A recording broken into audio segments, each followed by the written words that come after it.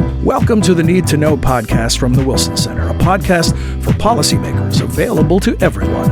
Always informative, nonpartisan, and relevant, we go beyond the headlines to understand the trend lines in foreign policy. Welcome back to another episode of Need to Know. I'm your host, John Milewski. Need to Know is brought to you by the Woodrow Wilson Center. The center is congressionally chartered, scholarship-driven, and fiercely nonpartisan. Well, Secretary of State Marco Rubio's first international trip took him to several stops in Latin America, and one of the places he visited was Panama. This presented an early test of his diplomatic skills, since it came in the shadow of President Trump's remarks about the U.S. possibly retaking control of the critical waterway. Here to tell us what we need to know about the canal and Panama's views on possible U.S. intentions is the director of the Wilson Center's Latin America program, Benjamin Gedan. Benjamin, welcome. Thanks for joining us. My pleasure, John. So in President Trump's inaugural address, he talked about taking back the canal, talked about broken promises, talked about Chinese control, all kinds of things. And then President Molino said the canal belongs to Panama and will continue to belong to Panama. The Panama Canal is not a concession or a gift from the United States, was his exact words. So where do we sit today on this discussion? You know, I think there were some people who wanted to believe it was Trump hyperbole and it wasn't serious and that it would just go away, but it is lingering. How are the people in Panama viewing this? I think everyone in Panama is surprised, as frankly a lot of Americans are as well. The relationship with Panama was quite strong. The perceptions of the canal were of stability and professionalism. I don't think anyone expected this crisis heading into the new administration and the new year. And as of now, it's very much unresolved, and there really aren't answers to the question you just presented, which is to say, we're not really certain what President Trump is hoping to get out of this confrontation. And what about President Trump's charges that the U.S. is being charged inordinate fees to navigate through the canal and that China has disproportionate influence? How much of that holds up to scrutiny? Yeah, so it is expensive to transit the canal. He's right about that. All countries are charged the same amount, so there's no discrimination against the United States. But tolls have increased over time, particularly lately, as the canal has struggled with drought related to climate change that has reduced the number and size of ships that could use this waterway. And so to compensate, they have increased tolls. The China question also points to a concern that isn't new. There's a Hong Kong-based company that operates ports on either side of the canal. And though it's been there for decades, as the relationship between the United States and China has worsened, concern has increased over the presence of this company so close to the waterway. It is not true that China is operating the canal in any way, but it is true that it has a presence very close and maybe too close for comfort. You know, unless you're involved in shipping or trade, international trade in a specific way, unfortunately, Americans just don't pay much attention to this, right? Maybe the last time the Panama Canal was making headlines was back when Jimmy Carter was making a deal to hand over control to Panama. But now here we are decades later, and suddenly it's back in the news.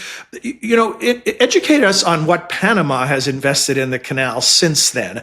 It wasn't as if they just took it as it existed when it was built almost 100 years ago and it stayed the same. They've been dredging and doing all kinds of construction as well. Give us some sense of what their investment has been.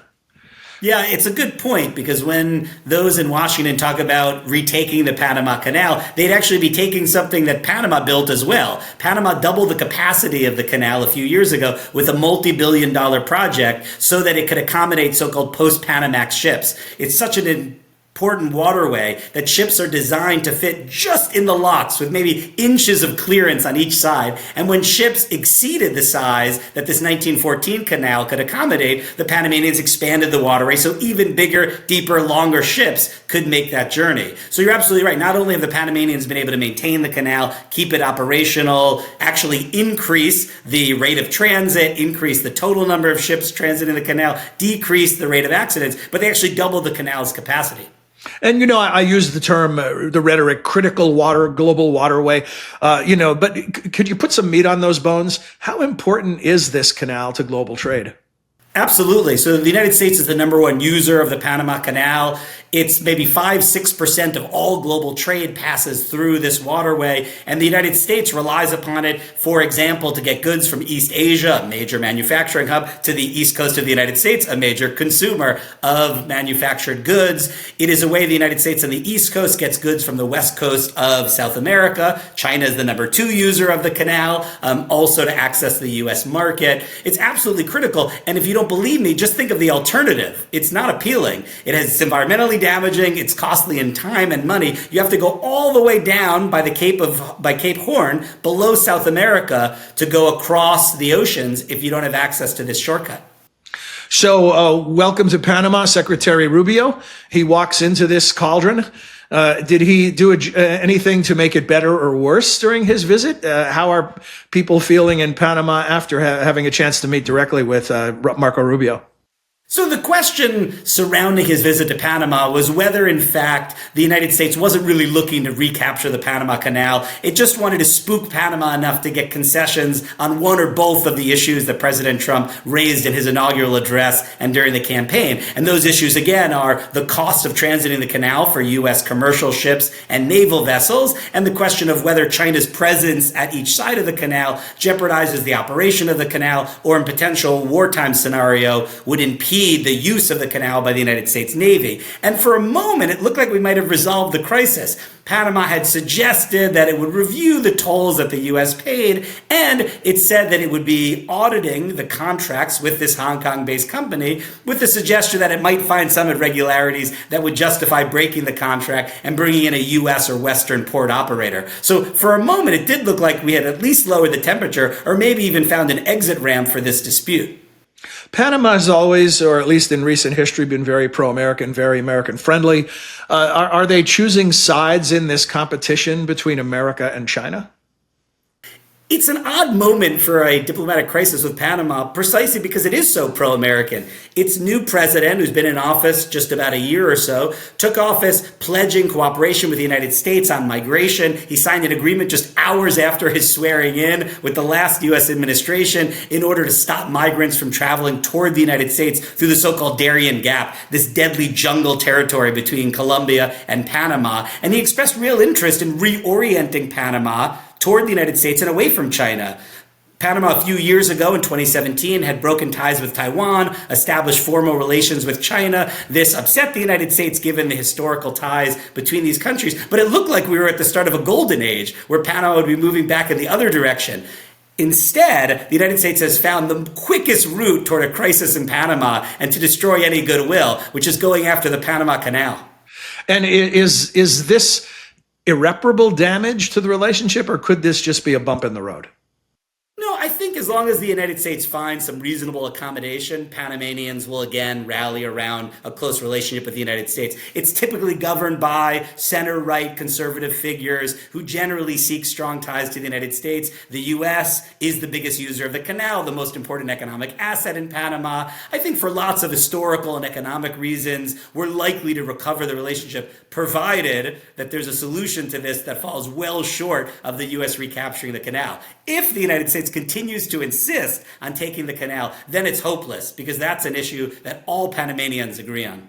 Benjamin, what are the regional implications? As you know, Need to Know has a listenership on Capitol Hill. A lot of our programming is directed to staffers working on these issues or members of Congress.